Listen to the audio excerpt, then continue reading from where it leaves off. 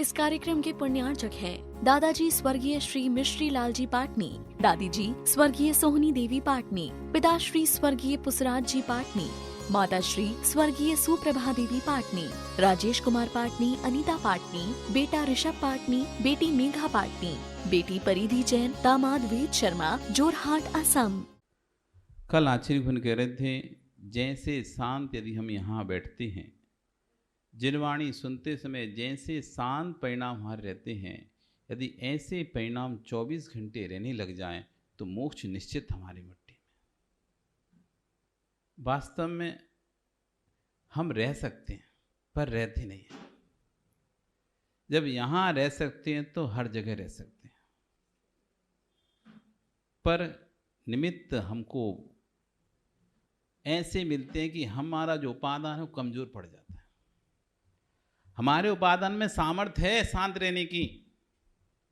ऐसा नहीं समझना कि मेरे अंदर सामर्थ्य नहीं है, सामर्थ्य मेरे अंदर है, लेकिन निमित्त हम पर इतने हावी हो रहे हैं, हमारा उपादान कमजोर पड़ रहा है। अपने उपादान को इतना सशक्त बना लो, इतना सशक्त बना लो कि निमित्तों का प्रभाव भी आपके ऊपर ना पड़े।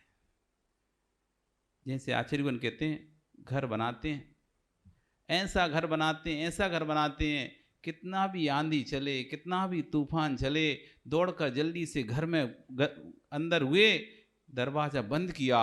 अब आंधी तूफान कितना भी चल रहा है, लेकिन हमें कोई भी प्रभावित नहीं कर रहा है। बाहर इतना बारिश हो रहा है, इतना हवा चल रहा है, पर आपको कुछ फर्क पड़ रहा है क्या?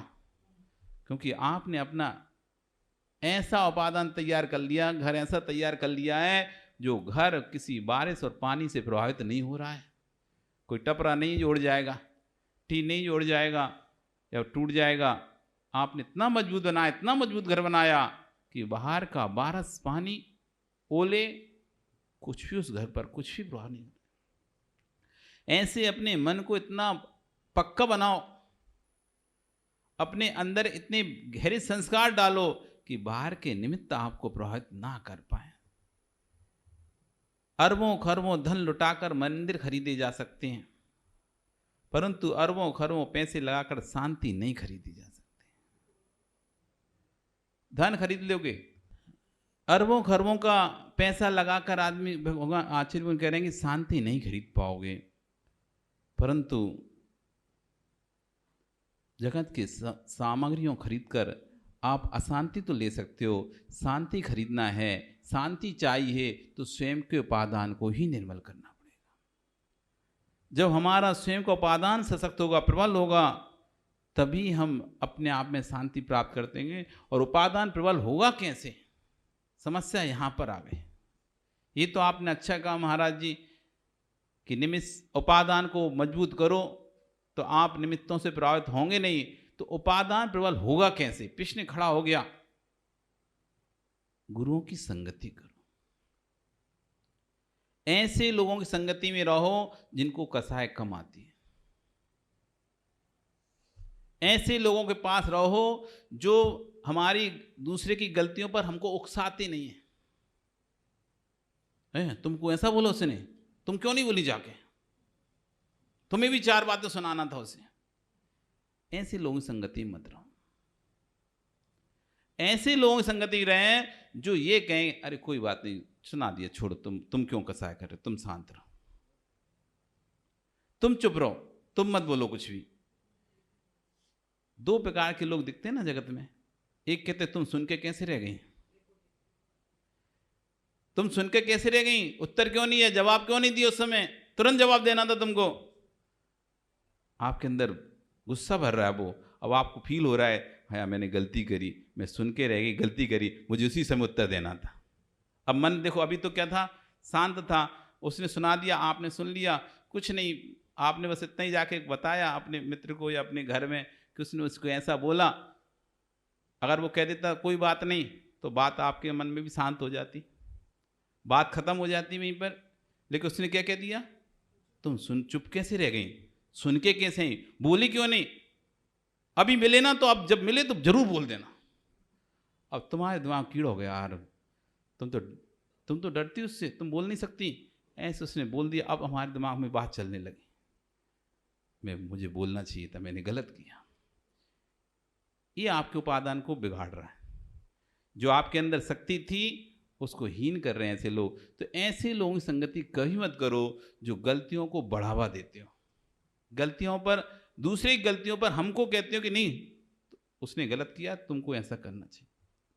समाज में बहुत लोग होते हैं, घर में भी बहुत लोग होते हैं, खुद तो आगे नहीं बढ़ेंगे, खुद तो कुछ नहीं करेंगे, दूसरे को उकसा देंगे, ऐसा ऐसा हो रहा है, तुम देख लो तनक जाके, वो ऐसा ऐसा कर रहे हैं, बस कुछ नहीं करना उन्हें, वो ऐसे ऐसा कर रहे हैं, हमने सुना है, और ये भी सुना है तुमसे पूछा नहीं है कुछ भी, बिना पूछे बिना बताए ऐसा ऐसा कर रहे हैं, बस इतना सा हो गया।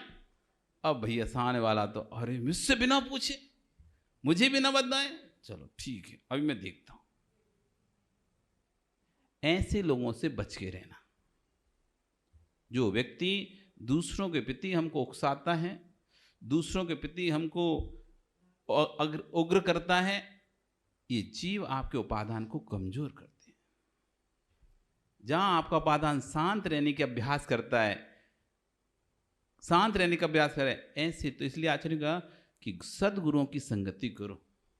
यदि उपादान को प्रबल करना है, उपादान को सशक्त बनाना है, सद्गुरुओं की संगति करो और ऐसे लोगों से दूर रहो। ऐसे वीडियोस, ऐसे फोटो, ऐसे फिल्म, ऐसे चित्र मत देखो जिसमें हमको टीवी में दिखाया जा रहा है उसने ऐसा किया तो उसने देखो उसके साथ ऐसा षड्यंत्र रचा, उसने ऐसा किया तो उसने ऐसा बदला लिया, इसके बाद उसने इस तरह से बदला लिया। जो टीवी में सीरियल के माध्यम से दिखाते ना, वो सास परेशान कर रही तो उसने बहू ने ऐसा मजा चखाया, फिर उसने बहू परेशान कर रही तो उसने सास को ऐसा मजा चखाया। ये सब सीरियल में देखते ही नहीं देखते? देखते हैं? नहीं देखते? वैसे परिणाम फिर हमारे बनते हैं। हमको भी ऐसा करना चाहिए था, क्योंकि कहीं ना कहीं कोई ना कोई बात हमारे जीवन से टच करती है। एपिसोड देखते हैं, फिल्म देखते हैं, टीवी देखते हैं, तो कोई ना कोई ऐसी बात होती है जो टीवी में देखो ऐसी हमारी सास करती है, वो ऐसी हमारी बहू करती है।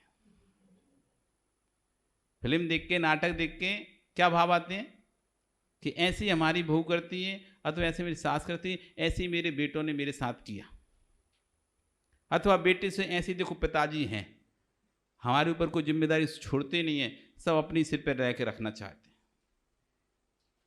हमें कोई योग्य नहीं समझते, तो बेटे ऐसे समझते हैं। पिता देखता है देखो ऐसे जैसे इसने अपने पिता को देखो ऐसे करते, दूसरे से मक्खी चर निकाल फेंक दिया, ऐसे मेरा बेटा ही मुझे फेंक रहा है देखो। तो इनसे वो परिणाम आते हैं, और हमारे जो शांत परिणाम हैं उनमें उथल पुथल हो जाती है। जैसे कोई शांत जल में कोई पत्थर फेंक दे तो क्या होगा, हलचल मच जाती है, ऐसी परिणाम है। तो आचरण ऐसी स्थानों से दूर रहो। जब और क्या करना चाहिए फिर, इन स्थानों से दूर रहकर जो निज वैभव है उसको जानो, मैं भगवान हूं, मैं स्वयं भगवान हूं, मैं भी भगवान बन सकता हूं। जैसे भगवान ने समता रखी थी, मैं भी वैसे समता धारण कर कर अपने उपादान को जागृत कर कर मैं भी भगवान बन सकता हूं। निज वैभव को निहारोगे, आचार्य करेंगे, निज वैभव को निहारोगे तो बेभव बन जाओगे, नहीं भव रहित हो जाओगे। और पर के वैभव को निहारोगे तो भवावलियां बढ़ जाएंगी और भव बढ़ जाएंगे। जो भवातीत होने वाला था वो भवों में उलझ जाएगा। इसलिए आज से साधुओं के पास जाने की दृष्टि बदल लेना। आचार्य कह रहे हैं कि आज से साधुओं के पास जाने की दृष्टि बदल देना, तीर्थ क्षेत्रों पर जाने की दृष्टि बदल देना। कर्म क्षय के लिए जाना, कर्म लेने के लिए मत जाना। नहीं तो हमको ये पता ही नहीं रहता हम तीर्थ क्षेत्र पर जा क्यों रहे हैं, कर्म क्षय के लिए जा रहे हैं या कर्म लेने के लिए जा रहे हैं। कर्म क्षय के लिए जा रहे हैं तो वहां पर ऐसे कार्य करें जिनसे कर्म क्षय हो, ऐसे कार्य ना करें जिससे कर्म का बंध हो। यह आपको स्वयं का विवेक लगाना पड़ेगा, क्योंकि दो प्रकार का निगत्ति निकाचित कर्म होता है, निधत्ति और निकाचित, ये दो कर्म बताएं और इनका बंधन का कारण है देव शास्त्र गुरु के पादमूल। देव शास्त्र गुरु के समक्ष जो पाप किया जाता है उस पाप से निगत्ति निकाचित जैसे कर्म का बंध होता है, जो बाद में कितना भी तपस्या करो छूटता नहीं है, उसका फल भोगना ही पड़ता है, उसका फल भोगना ही पड़ता है।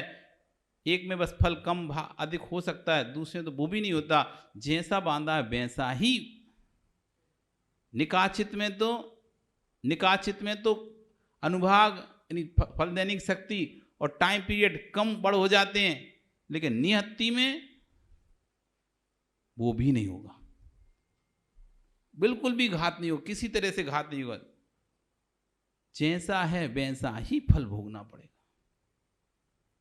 किससे हो रहा है? तो इसलिए आचार्य भगवान कह रहे हैं क्षेत्रों में जाओ, तीर्थ यात्रा पे जाओ, भगवान के पास जाओ, गुरुओं के पास जाओ, कर्म क्षय के लिए जाना, कर्म बंध के लिए नहीं जाना। जयवंत हो सोनगिरी के चंद्र प्रभु भगवान आचार्य कह रहे हैं कि मैं सोच रहा था कि क्या बात है इस मिट्टी की जहां चंदा प्रभु भगवान का संवत्सरण 16 बार आया। क्या बात है इस स्थान की कि जहां आने पर ही परिणाम वैराग में हो जाते हैं। एक क्षेत्र ऐसा है सोनागिर जो अभी राग से युक्त नहीं हुआ है, ना कोई वहां पर तीर्थ यात्रा में कोई दुकानें मिलेंगी तुम्हें, ना नींबू पानी की, ये पानी की, वो पानी की, ना कचौड़ी की, ना भजिया की। शुद्ध क्षेत्र है सोनागिरी। पर्वत चढ़ो, तीर्थ यात्रा करो, नीचे आके धर्मशाला में ही होगा, पर्वत पे किसी प्रकार का कुछ नहीं होता। तो आचार्य क्या बात है इस मिट्टी के लोगों को वैराग क्यों होता है? तो भगवान चंद्रप्रभु स्वामी का संवत्सरण 16 बार सोनागिरी में आया। नंग कुमार अनंग कुमार दोनों सगे भाई थे। वे राजकुमार अपने पिता से अनुमति लेकर चंद्रप्रभु भगवान के संवत्सरण में दर्शन करने के लिए गए थे। और दर्शन क्या हुए, वो खुद ही वहां पर वंदना करने गए थे और बंदी बनकर बैठ गए, स्वयं ही दीक्षा ले ली। संवत्सरण के मान स्तंभ को देखते ही दोनों बालकों का केश लुंचन प्रारंभ हो गया। ज्ञानियों, अपने आप को कभी गरीब मत समझना, कभी हीन भावना मत जाना। तुम्हारे से ज्यादा वैभव किसी के पास नहीं है। पैसे से अपने वैभव को मत आंकना, श्रद्धा से अपने वैभव को आंकना। तुम्हारे पास जो देव शास्त्र गुरु के प्रति श्रद्धा प्राप्त हुई है तुम्हें, वो किसी और दर्शन में नहीं है, किसी अन्य के पास नहीं है। आप सबसे अमीर है। आज से नियम ले लो, आज से भावना मन में नहीं आना चाहिए मैं गरीब हूं। आत्मा का महान शत्रु है हीन भावना। जीवन को पतित करने वाली कोई है तो हीन भावना। कोई धन के में हीन भावना में आता है, कोई पद से हीन भावना में आता है, कोई मैं बोल नहीं पाता इस बात की हीन भावना होती है। मेरा कोई इससे मैं ऐसा ऑर्डर नहीं चला पाता इस बात की, कोई सोचता है मैं ऐसी व्यवस्था नहीं कर पाता, इसमें हीन भावना में चला जाता है। आज उन्हें किसी प्रकार की हीन भावना में नहीं जाना चाहिए। जो आपके पास है वो बहुत कुछ अच्छा है, उनसे तो अच्छा है जिनके पास ये नहीं है। जिनके पास ये नहीं है, हीन भावना नहीं रखना चाहिए। कपड़े ना बचें तब भी मुस्कुराना, संपत्ति चली जाए तब भी मुस्कुराना। तू कह रहा है कि मैं अमीर, तू अमीर है कहाँ? धन पर वस्तु है और पर वस्तु तेरी थी नहीं, वही तो गई है। मैं अमीर था, गरीब हो गया। तू गरीब हुआ कहाँ है? कुछ नहीं, जो आया था वही तो गया है, तेरा खुद का तो कुछ गया ही नहीं। यहीं से मिला था, यहीं चला गया। एक कार्य का आचार्यवन कह रहे हैं, आया है करने से मिलने वाला कुछ भी नहीं है। कितना भी तुम संकल्प विकल्प कर लो, कितना भी संकल्प विकल्प कर लो, जो तेरे भाग में है वही तुझे मिलेगा। कितना भी हाय हाय कर लो, नहीं मिलने वाला। इतना समय हो गया तब भी बेचारे संभल नहीं रहे हैं। 7 दिन के अंदर सबको हमको जाना है, क्यों हाय हाय कर रहे हैं? तुमको जाना ही नहीं जाना 7 दिन में? निरंजन जी, ओ संतोष जी, कितने दिन में जाना है? इन 7 दिनों में ही जाना है जिसको जाना है। 7 दिनों में ही जाना है, पक्का है। हमारा हो, तुम्हारा हो, चाहे छुल्ला जी का हो, चाहे कोई का हो, इन 7 दिनों में ही जाओगे। आप भी जाओगे क्या? नहीं जाओगे? जाओगे ना? तो बस तब तैयारी शुरू कर लो। 7 दिन बचे। कितने दिन बचे? रविवार, सोमवार, आज रविवार है ना, तो रविवार, सोमवार, मंगलवार, बुधवार, गुरुवार, शुक्रवार, शनिवार और आगे फिर वही रविवार आ जाएगा। इन 7 दिनों में जब भी कोई जाएगा, इन 7 दिनों में ही जाएगा। चाहे आप हो, चाहे हम हो, तुम दो के कारण दुखी हो रहे हो। कुछ भूत के लिए रो रहे हैं, तो कुछ भविष्य के लिए रो रहे हैं। अपने वर्तमान का सुख हो रहे हैं, इसलिए रो रहे हो। रो रहे हैं कि ऐसे मेरे थे, ऐसे मेरे थे, ऐसा मैं था। दादाजी से पूछो, आपका युवावस्था लावण कहाँ गया? संतोष जी युवा थे कि नहीं थे? और रवि के पप्पा युवा थे कि नहीं थे? युवा थे ना। गाल चमकता था जब। अब वो युवापना कहाँ गया? तेल नहीं लगाया था क्या? तेल नहीं लगाया था? लगाया था ना। बालों में तेल डाला था? नहीं, बालों में तेल डाला था, चेहरे पर भी क्रीम पाउडर लगाया था, लेकिन कहाँ गया वो युवापना? सब चला गया। दूध भी पिया, खीर भी खाई, रबड़ी भी खाई, क्या नहीं खिलाया? घी खिलाया, हलवा खिलाया, पेड़ा खिलाए। राजेश तुमने खाया कुछ?